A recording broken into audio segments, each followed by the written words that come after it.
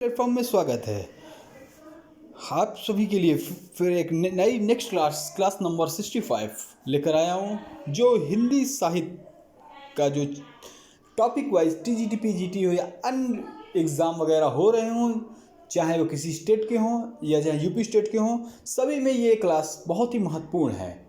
तो आप इसको पूरी देखें। और जो टीजीटी पीजी एलटी गेट वाले, वो तो इसके एक एक वीडियो देखें। जो 65 वीडियो हो चुके हैं, 64, उनको वो पीछे प्रीवियस जाकर देखें, नहीं पछताएंगे एग्ज़ाम देने से पहले। अगर देख लेंगे तो आप एग्ज़ाम बहुत अच्छा होगा, क्योंकि जो क्लासेस चल रही एकदम टॉपिक वाइज एकदम क्लियरली चल रही हैं। इसमें हिंदी साहित्य का इतिहास, हिंदी साहित्य का विभाजन, आदिकाल, भक्तिकाल, निर्गुण सगुण भक्ति काल और रीतिकाल, आधुनिक काल, और फिर इसके द्विवेदी काव्य काव्यीन और द्विवेदी काव्य के बाद है आपका छायावाद, प्रगतिवाद, प्रयोगवाद, अब है नई कविता। ठीक है, फिर उसके बाद संस्कृत साहित्य ये भी करा दी गई है।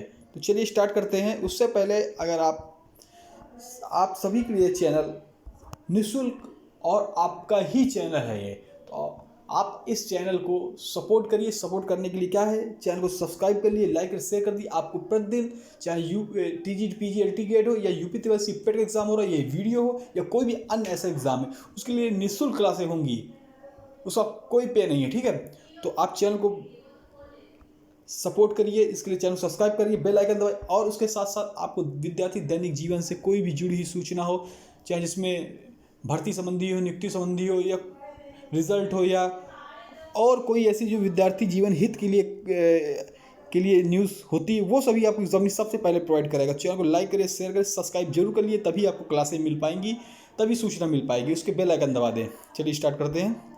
नई कविता 1954 से 1965 तक इसका काल है। सन 1954 में डॉक्टर जगदीश गुप्त और रामस्वरूप चतुर्वेदी के संपादन में प्रकाशित नई कविता। तो देखिए, एक क्वेश्चन पुट अप होता है कि इसका युग कब है नई कविता का। तो सन 1954 में किसके डॉक्टर जगदीश गुप्त और रामस्वरूप चतुर्वेदी के संपादन में प्रकाशित हुई नई कविता। नई कविता किसके, इन लोगों के प्रकाशन में प्रकाशित हुई 1954 में। नई कविता से पहली बार कविता के प्रतिमान, पुस्तक कविता के प्रतिमान कब स्थापित हुए, तो 1954 किसके द्वारा, जगदीश गुप्त और रामस्वरूप चतुर्वेदी द्वारा। ऐतिहासिक दृष्टि से दूसरे तारा सप्तक, इससे पहले तारा सप्तक हमने प्रयोगवाद में आपको बताया। प्रयोगवाद में अज्ञे जी के द्वारा पहला तारा सप्तक, इसमें 7 कवि थे, उनके नाम बताए। तो 1951 के बाद कविता को नई कविता कहा जाता था। तो दूसरे तारा सप्तक 1951 में के बाद कविता को नई कविता कहा जा सकता है। वास्तव में नई कविता प्रयोगवादी कविता का ही विस्तार है, जो इससे पहले हमने पढ़े थे। इसलिए वैचारिक रूप से प्रयोगवाद और नई कविता को तात्विक अंतर नहीं है। रामविलास शर्मा ने इसे सूक्ष्म के प्रति अति सूक्ष्म विद्रोह कहा। तो एक क्वेश्चन आपको यहाँ पुट अप होता है कि रामविलास शर्मा ने सूक्ष्म के प्रति अति सूक्ष्म किसको कहा, विद्रोह कहा, तो भैया इन्होंने कहा नई कविता। ठीक है, और किसका कथन है, क्वेश्चन ऐसे भी आ सकता है, सूक्ष्म प्रति सूक्ष्म विद्रोह किसने कहा, तो रामविलास शर्मा ने।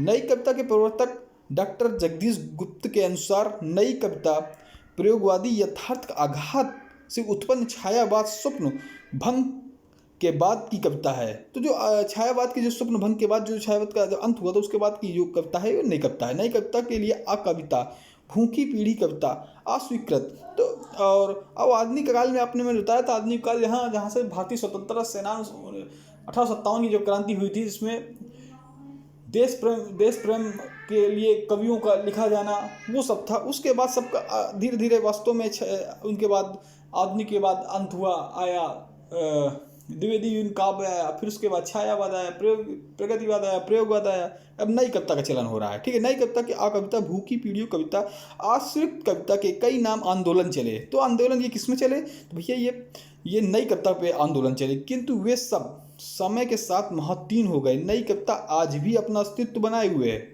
तो नई कविता का जो अस्तित्व आज भी है।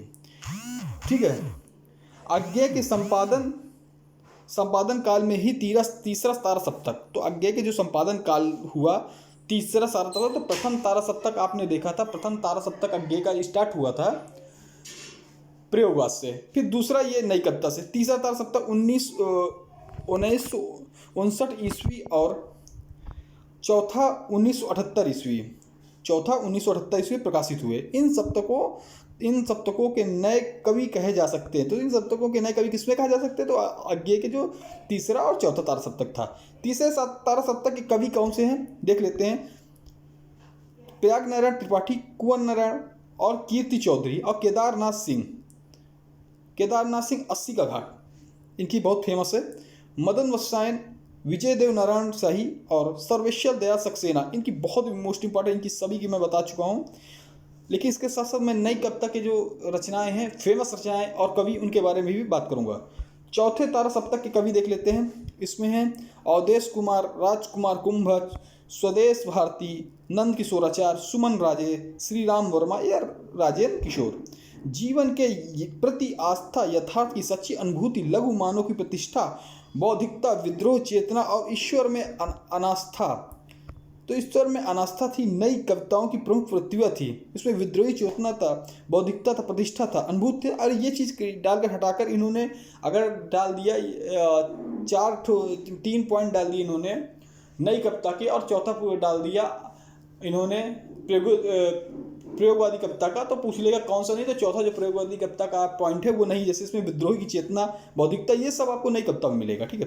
फिर उसके बाद 5 दशकों की लंबी यात्रा के बाद नई कविता के परिवर्तन भी आए। जैसे दलित काव्य की नई काव्य धारा का विकसित होना, जिसमें जूठन वगैरह, और काव्य भाषा की दृष्टि से नई कविता का भाषा मुक्ता बोलचाल की भाषा है। तो काव्य भाषा दृष्टि जो नई कविता है वो मुक्ता बोलचाल, उसमें लोक भाषा की प्रवृत्ति विशिष्ट है, ठीक है। लाक्षणिकता के कारण उसमें व्यंग का पैनापन और आधुनिक जीवन के बिंब के विधान हुआ तथा प्रतीकों के रूप में विविधता है। नई कविता को पूरी तरह से मुक्त छंद की कविता है। तो पूरी तरह मुक्त छंद की कविता हमारी कौन सी नई कविता है, जिसमें लोकगीतों की धुनों पर छंदों का प्रयोग अवश्य हुआ। तो लोकगीतों की धुनों पर छंदों का प्रयोग किसमें? नई कविता पे हुआ, ठीक है।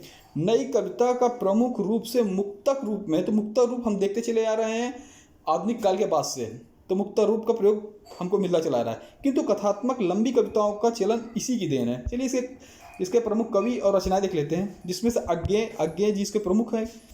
तारा सप्तक का आरंभ इन्होंने किया है, ठीक है। अज्ञेय जी की देख लेते हैं। इसमें इत्यालम, चिंता, हरी घास पर क्षण भर, ये सब नई कविता का, ठीक है। ये सब नई कविता के हैं। बावरा, अहेरी, अरि ओ करुणा, प्रभा में इंद्रधनु रौंदे हुए थे, आंगन के पार द्वार, सागर मुद्रा, असाध वीणा, महावृक्ष के नीचे, क्योंकि मैं उसे जानता हूँ, और मुक्ति बोध का चांद का मुँह टेढ़ा, वेरी फेमस है, वेरी मोस्ट इंपॉर्टेंट है, ये कई बार आ चुकी है। भूरी भूरी खाक थूल, ये मुक्ति बोध की है, ठीक है। लेकिन एक क्वेश्चन आपको कमेंट बॉक्स में कमेंट करना है कि अज्ञेय की किस रचना को साहित्य पुरस्कार मिला है, कमेंट करना है। और कितनी बार ये किसकी रचना है, ठीक है। धर्मवीर भारती, ठंडा लोहा कनपुरिया, जिसको हिंट मिल गया है वो कर सकता है। धर्मवीर भारती का कौन सा? ठंडा लोहा, कनपुरिया, सात गीत। इतना आप पढ़ लेंगे, इससे बाहर कुछ नहीं आएगा, कोई भी ऐसा इसका बाहर नहीं आएगा इतना पढ़ने के बाद।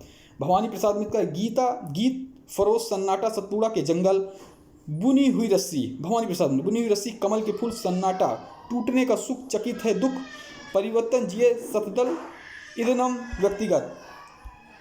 शमशेर बहादुर सिंह की है कुछ कविताएं, कुछ और कविताएं, चुका भी नहीं हूँ, ये शमशेर बहादुर की है। चुका भी नहीं हूँ, कुछ कविताएं, कुछ और कविताएं, कुछ चुका भी नहीं हूँ। रघुवीर सराय का है सीढ़ियों पर धूप, आत्महत्या के विरुद्ध लोग भूल गए, हंसो हंसो जल्दी हंसो। सर्वेश्वर दयाल का काठ की घंटियाँ, बांस का पुल, एक सूनी नाव, गर्म हवाएं, कुआनो नदी, वेरी मोस्ट, इसको कुआनो नदी।